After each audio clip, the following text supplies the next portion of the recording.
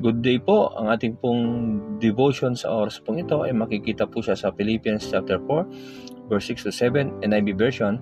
Do not be anxious about anything, but in every situation, by prayer and petition with thanksgiving, present your request to God, and the peace of God, which transcends all your understanding, will guard your hearts and minds in Christ Jesus.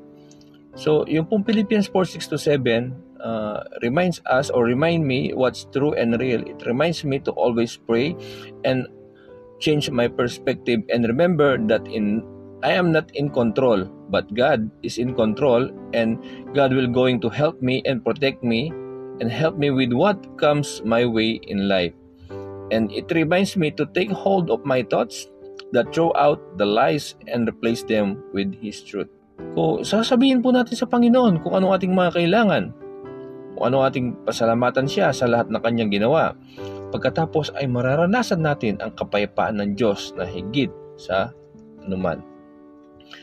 His peace will guard your heart and minds as you live in Christ Jesus.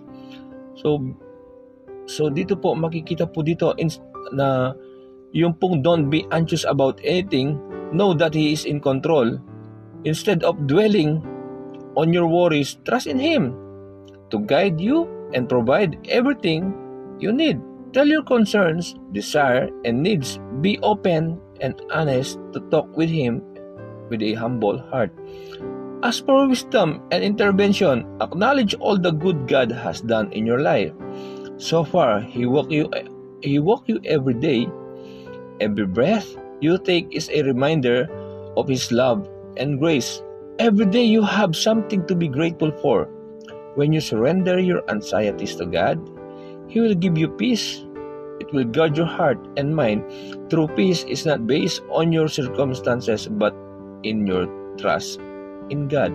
The whole point here is that we cannot have true peace if we are not in Jesus Christ. So alam na, kung naghahanap ka ng kapayapaan, tunay na peace of mind, dapat ay na kay Kristo Jesus po tayo.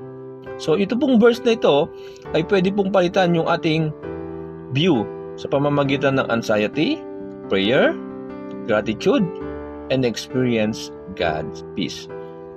God bless po sa ating lahat.